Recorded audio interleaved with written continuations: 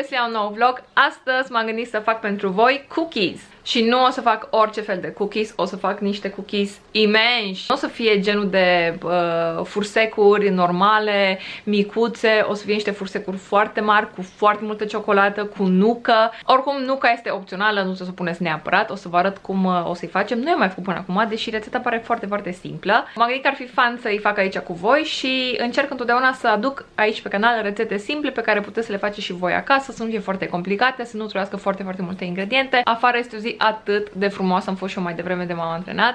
Am venit în casă, am făcut duș, m-am spălat, am mâncat și după care mi-am făcut o mască de la Foreo. Mi se pare că tenul meu este foarte radiant. Bine, sunt și machiat acum, dar știi ce zic? Să ai un skincare bun, ca machiajul să arate ok pe față. Și masca mi-a aplicat-o cu noul meu dispozitiv de la Foreo, Foreo UFO 2. Am și primul Foreo UFO, ăla este un pic mai pal, este un roz pal, ăsta este așa un roz fucsia, dar nu asta este singura diferență între ele. Vreau să vă zic câteva cuvinte despre dispozitivul ăsta pentru că este absolut divin, eu iubesc toate produsele Foreo, dar noul Foreo UFO 2 are termoterapie ultra rapidă, are 8 LED-uri, practic este cel mai avansat dispozitiv care oferă un tratament facial complet acasă la tine în doar 90 de secunde. Poate folosi și cu aplicația, dar se poate folosi și singur. Mie place să folosesc aplicația mobilă pentru că are un program foarte fain, care în timp ce îți faci tratamentul te și relaxează. Există o grămadă de măști pentru toate tipurile de ten. Măștile sunt coreene și le găsiți în magazinele Douglas, cel puțin eu de acolo le cumpăr și sunt măști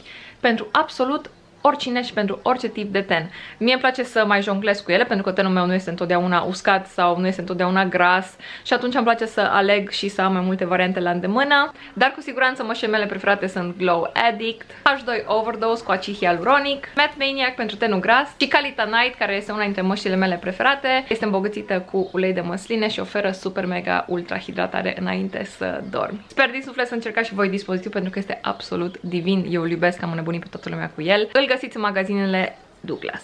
Mai am aici un colet de la MyProtein pe care nu l-am desfăcut încă, e plin de goodies. Sunt niște hăinițe foarte faine înăuntru de antrenament și nu l-am desfăcut pentru că mi-aș dori să-l desfacem împreună. Mă rog, până una alta, hai să vă arăt cum se fac cookies și de fapt să-i facem împreună, pentru că nici nu am mai făcut rețeta asta niciodată.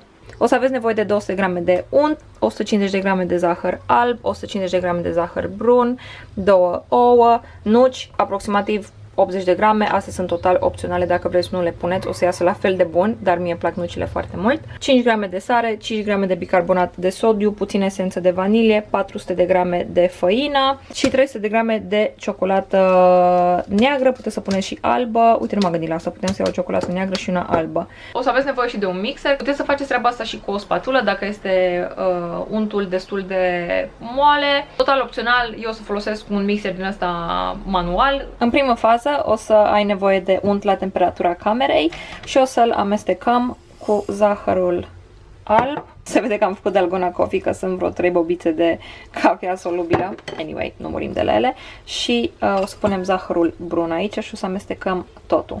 Următorul pas va fi să adăugăm ouăle pe care le vom adăuga pe rând în compoziția noastră. Puteți să amestecați și cu mixerul sau puteți să folosiți de aici încolo o spatulă, pentru că în momentul în care vom adăuga făină, cu siguranță o să trebuiască să folosiți mâna, că este mult mai ușor.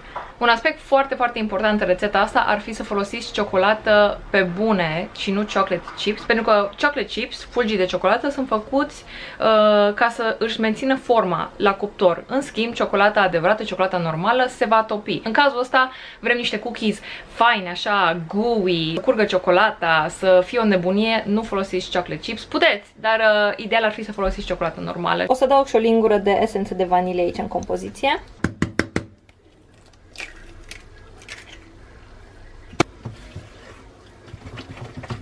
Acum e timpul să încorporăm și ingredientele uscate. Aici am 400 grame de făină, un praf de sare și 5 grame de bicarbonat de sodiu. Touch fain o să fie să mai prăjim puțin nucile noastre ca să devină ceva mai crocante și o să le trag puțin la tigaie pentru câteva minute, nu foarte mult. Între timp cât o să-mi tostez puțin nucile, o să-mi tai ciocolata foarte grosieră așa. O să trebuiască să tăiați ciocolata și după care o să o băgați puțin în congelator, doar pentru 10 minute. În cazul în care nu faceți pasul ăsta, s-ar putea ca ciocolata să se topească în mâinile voastre în timp ce încercați să modelați fursecurile, așa că este un pas foarte important. Doar tăiați o bucățele destul de mari, așa potrivite, în congelator 10 minute ca să fie mult mai ușor. Între timp puteți de asemenea să vă preîncălziți cuptorul la 200 de grade, pentru că o să ne băgăm fursecurile în cuptor pentru 12-14 minute, depinde de cuptor și urmăriți-le puțin. Oricum trebuie cuptorul preîncălzit pentru că pe exterior o să se rumenească, o să se prăjească, să zic așa, iar în interior o să fie guvui, o să vedeți, o să fie magic. Doamne, ce-mi place mirosul de nucă prăjită, iubesc efectiv. Luați un cuțit și o să începeți să o tăiați. Nu trebuie să faceți bucățele foarte, foarte mici. Trebuie să arate ceva de genul ăsta. Și mai mici, și mai mari. O să mai aveți nevoie și de o tavă mare de copt și hârtie din asta pentru copt. Atenție, o să punem doar vreo 4 fursecuri aici. 1, 2, 3 și 4. Pentru că în cazul în care n-am mai să de 100 de ori în video ăsta, astea o să fie niște fursecuri gigante. Un fursec de genul ăsta ar trebui să aibă cam 100, 120, 130 de grame. Puteți chiar să îi măsurați înainte să faceți biluțele de fursecuri. Sau puteți să îi măsurați cu o spatulă cu un scup din ăla pentru înghețată. Sau efectiv ochiometric, dar trebuie să fie niște fursecuri mari. Știi la ce mă gândeam acum? Mă gândeam că poate pentru unii pare excesiv un cookie foarte mare de 100 și ceva de grame, dar mă rog ca fiecare dintre noi să mănânce doar un singur cookie, deși la cât vor fi de buni, nu promit că o să mănânc doar unul.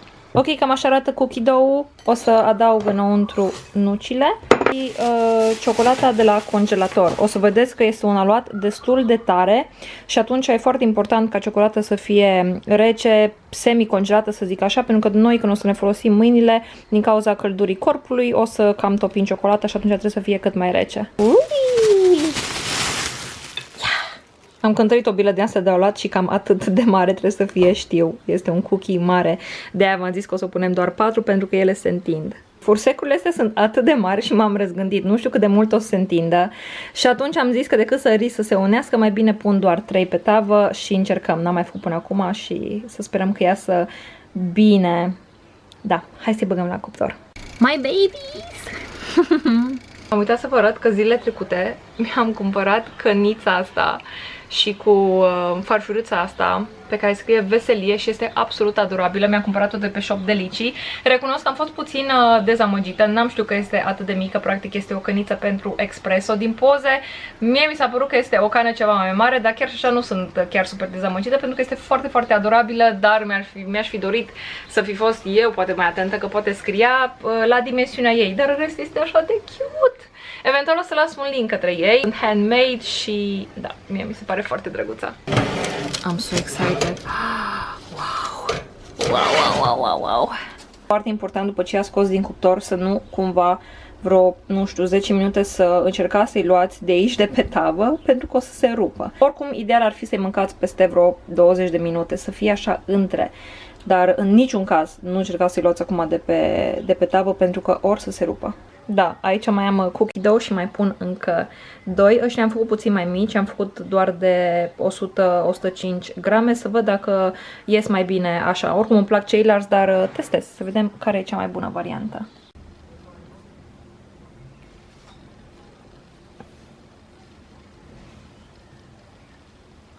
Oh my fucking god, zi-mi tu mie că ăsta nu e food porn, frate. În exterior sunt crocanți și înăuntru sunt... Vai de mine cum arată. Nu pot să cred. Fuck. Wow, cum arată. Oh my god, cum e înăuntru. Sincer să zic, mai puteam să stau încă 15 minute flex, dar n-am mai avut răbdare, așa că am rupt unul în două. Și vreau să zic că arată...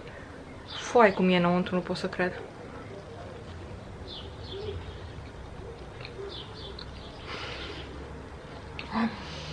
Wow. Nu, deci nu. Nu. Știți că v-am zis că puteți să săriți peste partea cu nucile? Nu săriți.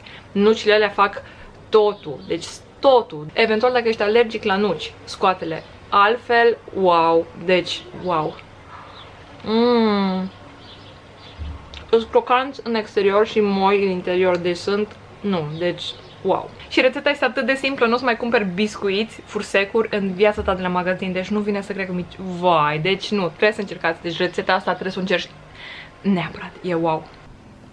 Mi-a mai rămas o grămadă de cookie dough și, sincer să zic, nu o să fac acum fursecurile pentru că, wow, am aici o bucată de ciocolată foarte, foarte mare. Și o să faci în felul următor, dacă îți mai rămâne aluat, faci biluțe din astea potrivite, le pui într-o pungă și le congelezi și când ai chef de fursecuri proaspete, doar scoți câte biluțe din astea vrei tu, le pui în cuptorul preîncălzit, 200 de grade Celsius, cam 10, 12, 14 minute, depinde, undeva pe acolo. Și that's it! Ai cookies proaspete oricând. Da, nu știu ce cu vremea asta, se pare că între timp s-a întunecat afară și chiar vine ploaia și s-a întunecat foarte mult la mine în casă și mă disperă că toate becurile mele din casă sunt galbene și nu-mi place deloc. O să vă las în descriere ca întotdeauna ingredientele. Sper să încercați neapărat rețeta asta de cookies. Dacă cumva o faceți, să nu uitați să-mi dați un tag, că vreau să văd varianta voastră și dacă cumva o reinterpretați și mai adăugați chestii sau, nu știu, aveți un sfat pentru mine, puteți să lăsați în comentarii. Nu uitați că întotdeauna că mă puteți urmări pe Instagram @fata-lui-Gologan. Vă las aici undeva o poză cu Insta-ul meu să mă găsiți mai ușor și ne revedem data viitoare. Vă pup, să aveți o zi frumoasă ca și voi. Bye!